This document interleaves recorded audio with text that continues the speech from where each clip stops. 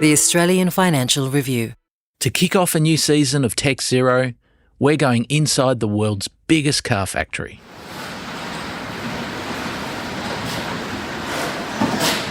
That's the sound of cars getting made here at Ulsan in South Korea. I'm standing about 5 metres above some workers. They've got drills in their hands. They're attaching different applications. It might be something as small as a panel or a light globe. There's shells of cars moving everywhere, bumpers being attached, doors are flying by above me on conveyor belts. 6,000 vehicles roll off the line here every single day. And 88% of them are powered by petrol. That's right. For all the rapid growth in electric vehicles, the vast majority of brand new cars sold around the world today are still guzzling petrol. And given most new cars run for at least 20 years, that's a lot of tailpipes, spewing a lot of greenhouse gases for a very long time to come. If we really want to decarbonise, we can't wait for everyone to buy an electric vehicle. It's going to take decades. So much better to really just start reducing the carbon content of our fuel. That voice you just heard is going to have a big say in the future of fuel. Hi, my name's Pat Symonds. I'm the Chief Technical Officer of Formula One. Pat wrote the rules that will force the world's most prestigious motorsport championship to run on zero carbon petrol from 2026. The world's biggest oil companies are now racing to find a solution. It's a big task, but if they can crack it, it could have a big impact on ordinary motorists like you and I.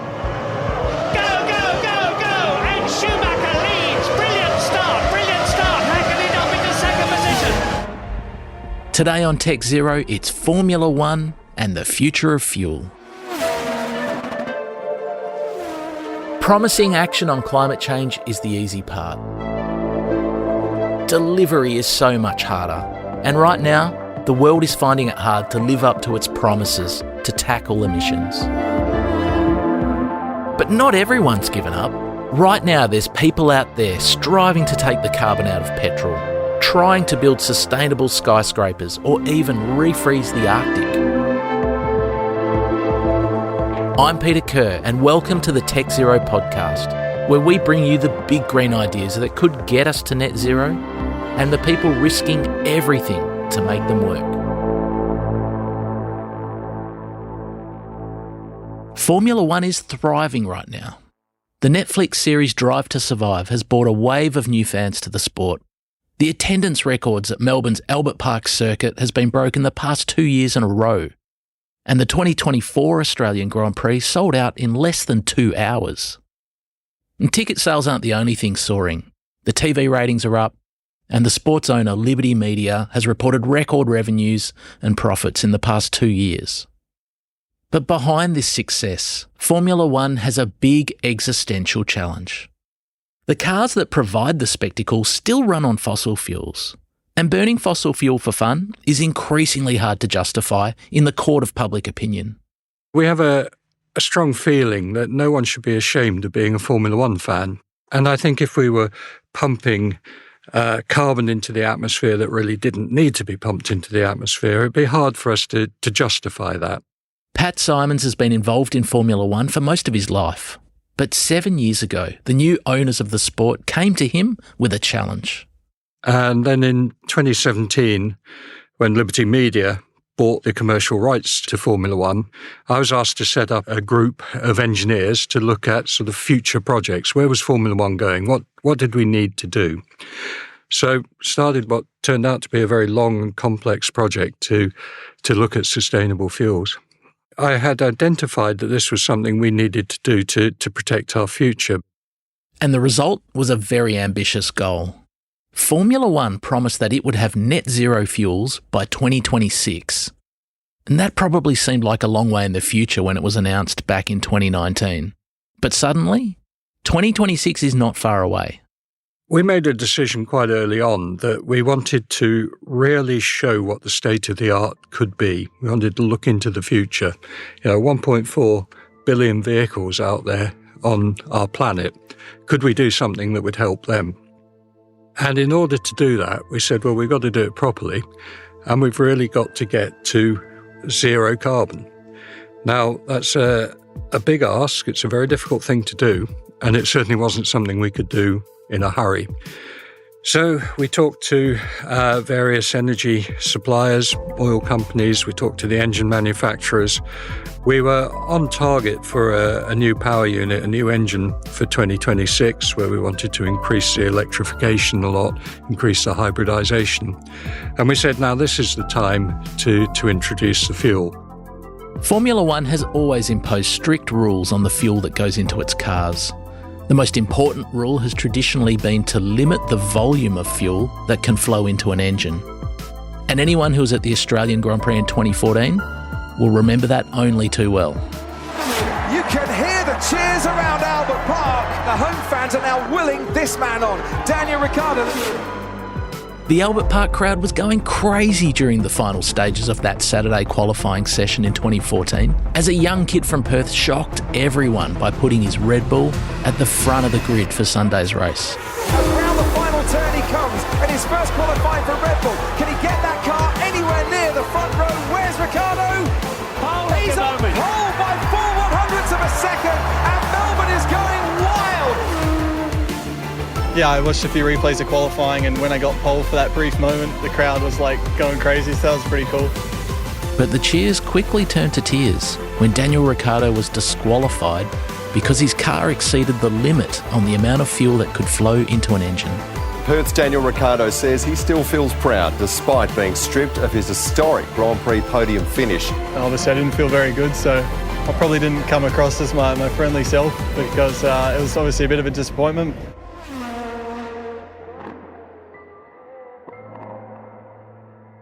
The new rules that Pat Symonds has written for 2026 contain a subtle twist on that fuel volume limit that tripped up Dan Ricciardo in 2014.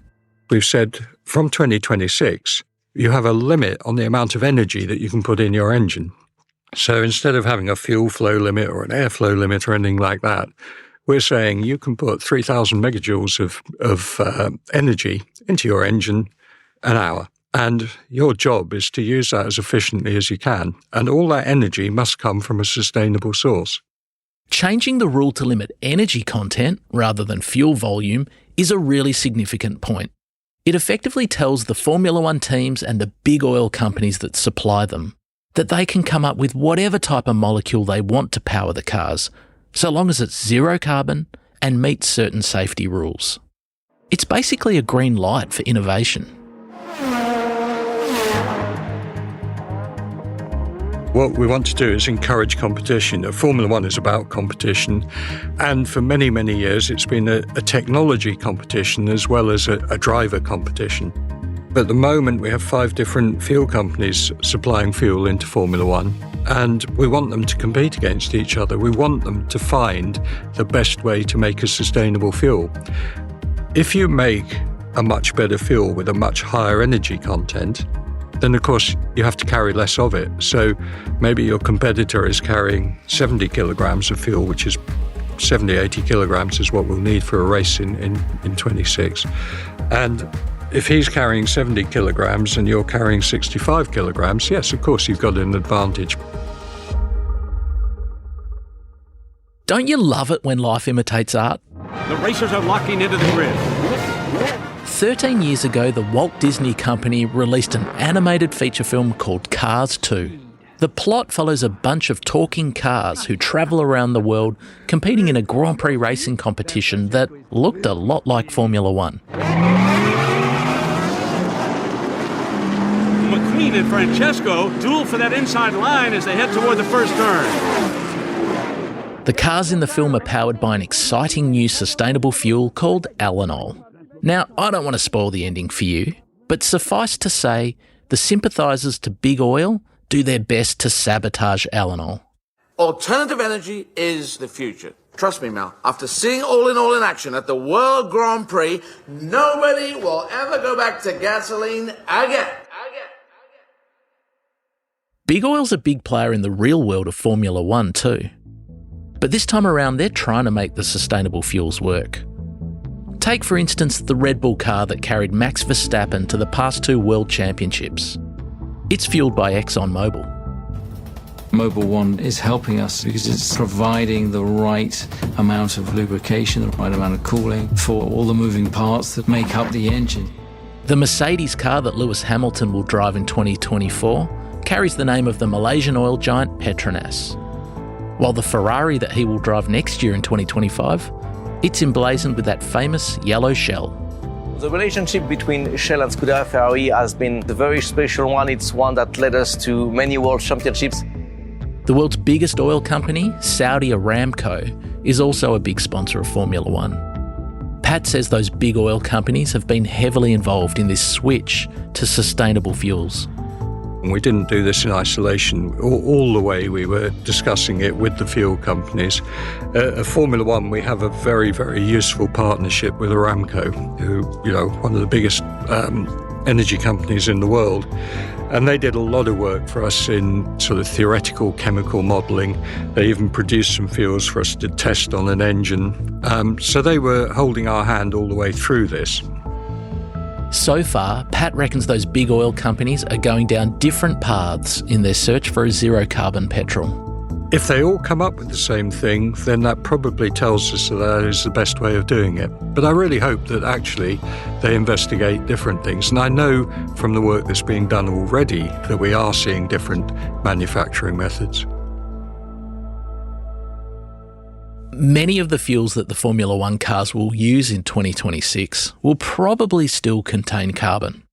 But if they do, it'll probably be carbon harvested out of the atmosphere, out of plant materials, or even urban waste, rather than pulled out of the ground. That recycled carbon can be synthesised with other elements to make petrol that's familiar at a molecular level, but can now be called carbon neutral, because they don't add additional carbon to the atmosphere. Different companies have different ideas. We've got people who believe that algae and extracting the carbon from algae is the best way of doing it. We've got some who are very strong on the direct capture of carbon from the air. It could be using municipal waste. It could be using food waste. It could be using forestry waste. And really, anything that is sustainable can be used to make this fuel, but it can't be a first-generation thing.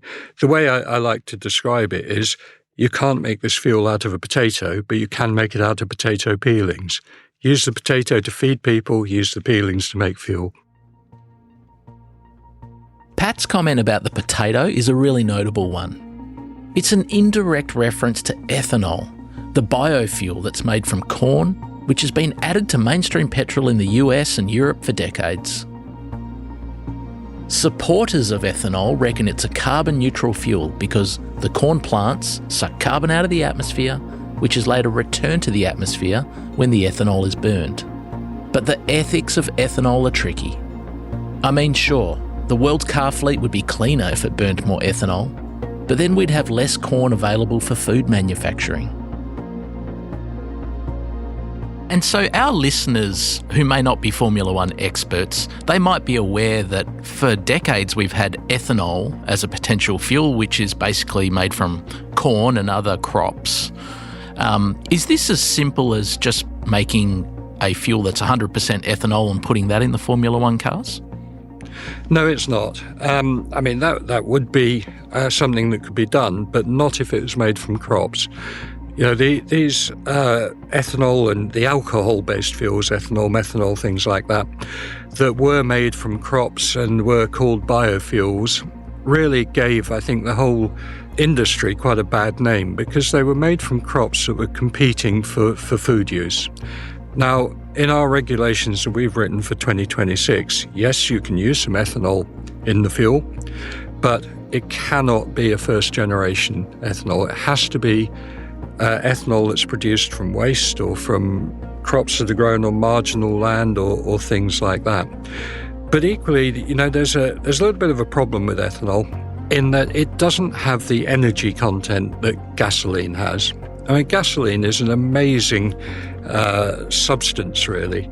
It holds about 43 megajoules of energy in each kilogram of fuel. Now, that's an awful lot of energy. It just makes the sort of energy capacity of almost anything else, batteries, even things like ethanol, really holds it to shame. So if you want to produce the same amount of power, you have to put a lot more ethanol into your engine than you would a gasoline. As the world's biggest oil companies go sifting through rubbish tips and old cooking oil trying to find a carbon-neutral petrol by 2026, you'd be forgiven for wondering, why are they going to so much effort? I mean, after all, couldn't they just switch to racing electric vehicles? Well, the answer's no, they can't. There's a little-known legal situation that is preventing Formula One from going fully electric. And we'll tell you about it after this short break.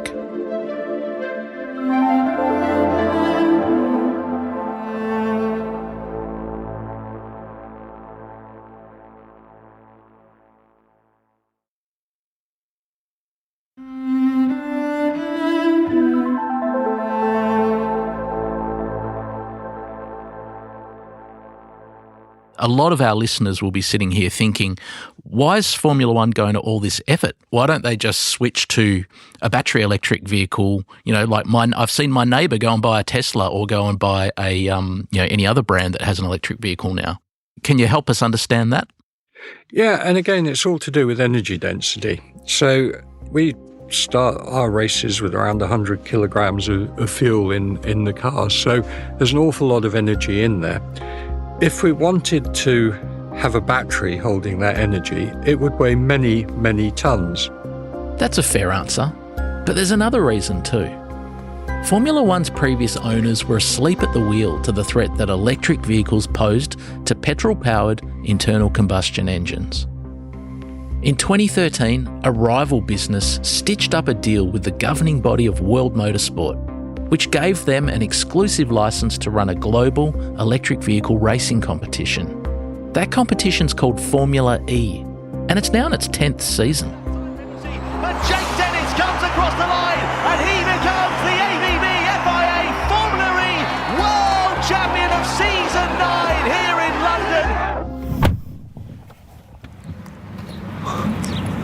London. Okay, so we've just arrived at Luddenham Raceway, which is about an hour west of Sydney, near Badgerys Creek.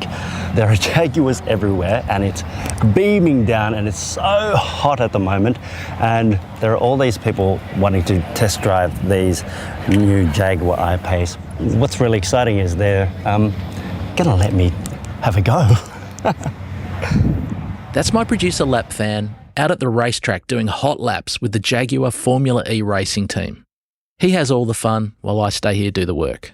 And just hold your foot flat to the floor now. Absolutely flat. Whoa! Okay, so this is it. Okay, so I'll slow it down there. That's nice. That's good. Okay, yeah, so you can see it's a very strange sort of feeling, yeah.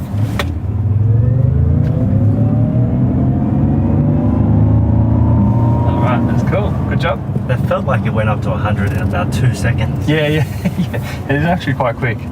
So, Don't get me wrong, Formula One still towers over Formula E in terms of audience numbers and revenue. But Formula E's exclusive licence will prevent Formula One from going fully electric until at least 2038. And that's awkward for a sport that's lured car manufacturers like Ferrari, Mercedes and McLaren to spend vast sums on running a Formula One team on the promise that winning a race on Sunday will help them sell cars on Monday. Take Mercedes, for instance. They won the Formula One Constructors' Championship 8 years in a row between 2014 and 2021. But back at head office in Stuttgart, Mercedes have said they want to stop selling petrol-powered cars after 2030. So, if they're only selling battery electric cars to people like you and I after 2030, would Mercedes want to keep spending on a Formula One team that burns petrol for 8 years after that? In early 2024, it looked like Mercedes might be getting ready to back away from that 2030 deadline. And it's still not entirely clear when they will stop making and selling petrol cars. But the point is this same dilemma is going to face all of the Formula One teams that are owned by car makers who have electric vehicle mandates. I'm not anti-electric vehicle at all. I think electric vehicles are fantastic, and in an urban environment, I think very, very hard to beat. We just feel that there are parallel pathways that we should be following to a decarbonised future. It's an interesting point, isn't it? Because when we talk, particularly us in the media, when we talk about the decarbonisation of transport, the narrative tends to go to this almost fatalistic conversion to electric vehicles. But I guess if that were to happen, it requires a giant replacement cycle, doesn't it? It requires people like me who live in the suburbs to go and buy a new car. And quite frankly, I can't afford to buy a new car right now. That's the honest truth. And so if someone can find a way to make my car run on carbon-free petrol, then I'll happily keep driving it for decades more. And that's a very interesting point, because what we're seeing is the lifespan of vehicles is increasing. In Western Europe, it's around 17 years at the moment. In Eastern Europe, it's around 25 years. Now, a lot of vehicles that have reached end of life in Europe go to places like Africa. So what age are those vehicles there? So if we really want to decarbonise, we can't wait for everyone to buy an electric vehicle. It's going to take decades. So much better to really just start reducing the carbon content of our fuel. Replacing 1.4 billion petrol-powered cars with new electric vehicles isn't the only mammoth cost that would come with a future that's solely electric.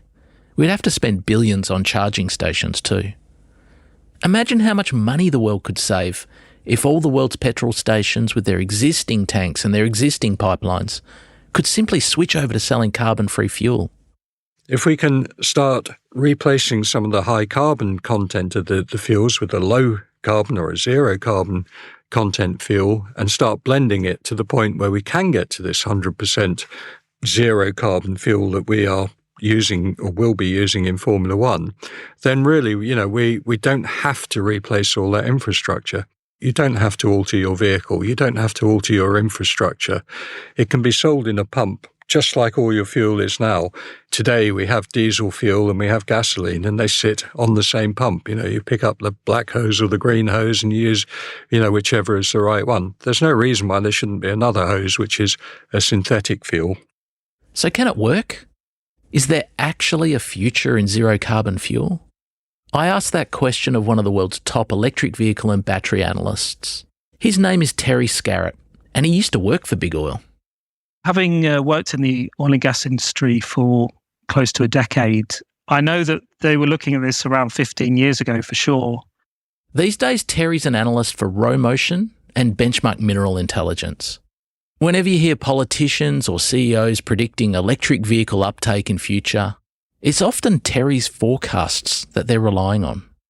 Fast forward to 2040, and we're forecasting that of the 113 million vehicle sales that will be sold that year, roughly 86 million are going to be electric vehicles.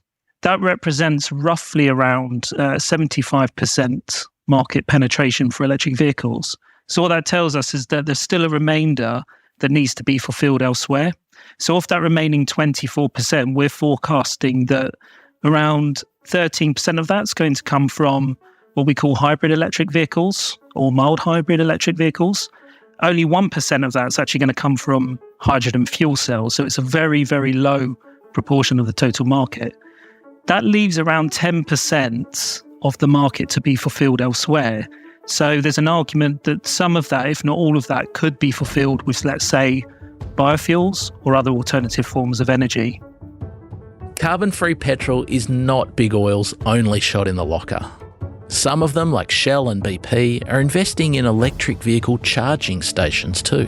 I think the key take-home message here is that there's no silver bullets on all of this. What you will likely see is an array of different end-use solutions, different technologies playing their part in the energy transition and certainly within transportation.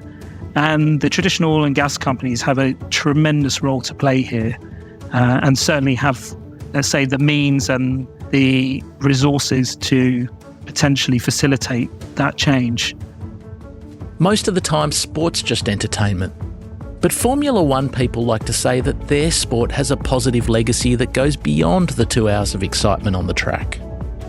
It's the idea that the competitive tension in Formula One pushes car makers to come up with innovations that trickle down to ordinary motorists like us, making our cars safer or more efficient. And Pat Symonds reckons his work on sustainable fuel is in that same tradition. It strikes me that if you can crack this, and if you can show a way to make zero carbon fuels by 2026, you're potentially actually doing something fairly big for the world and its decarbonisation challenge. Is that the way you feel? Do you feel as though that's sort of dawned on you that you're potentially unlocking something really big for the majority of the cars that drive on the world's roads? I don't think, Peter, it's something that's just dawned on me. I'm actually passionate about this. I'm passionate about finding solutions to climate change. When we talk about a zero carbon future, I think many people underestimate just how difficult it is. And if you really want to get there, you have to look at everything. You really do have to look at every process, everything you're doing, everything you're eating, every way you transport yourself, absolutely everything you do. We cannot leave any stone unturned.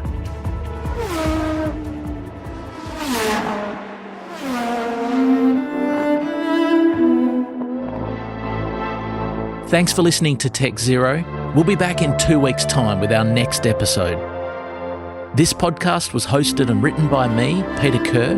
It was produced by Lap Fan, edited and sound designed by Martin Peralta. Big thanks to Cormac Lally, and the executive producer is Fiona Buffini. If you like the show and want to hear more, follow us wherever you get your podcasts and consider rating or reviewing us, as it helps us find other people. At the Financial Review, we investigate the big stories about markets, business and power. To subscribe to the Financial Review, go to afr.com/subscribe. You can also get in touch with us at techzero@afr.com. Tech Zero is part of the Financial Review's Carbon Challenge franchise.